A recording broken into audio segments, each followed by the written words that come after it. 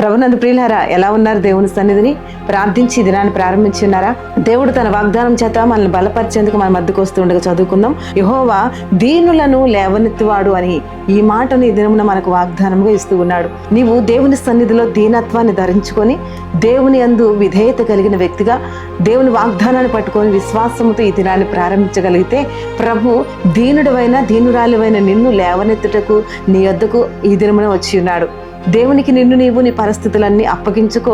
నీవు ఆయనకు కనబడిన దాన్ని బట్టి, ఆయన నీ ప్రవర్తన బట్టి నిన్ను లేవనెత్తి ఉన్నతమైన స్థితిలోనికి నిన్ను నడిపించుటకు, నీకు ప్రతి విషయంలో సహాయం చేయుటకు, ప్రతి విషయంలో మేలైన ఆశీర్వాదంతో నింపుటకు ప్రభు మన యొద్దకు వస్తూ ఉన్నాడు.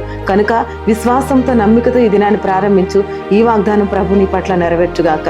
తండ్రి, ఈ దినమే ఈ మాటలు వింటున్న వారిని జ్ఞాపకం చేసుకో. దీనులను లేవనెత్తే దేవునిగా ఈ దినమున ప్రతి ఒక్కరిని జ్ఞాపకం చేసుకోండి. యేసుక్రీస్తు నామములో రక్షణ, విడుదల, స్వస్థతనిచ్చి మ్యారేజ్ డే బర్త్డే జరుపుకున్న బిడ్డలు ప్రత్యేకంగా దీవించమని ప్రార్థిస్తున్నాము తండ్రి. ఆమేన్.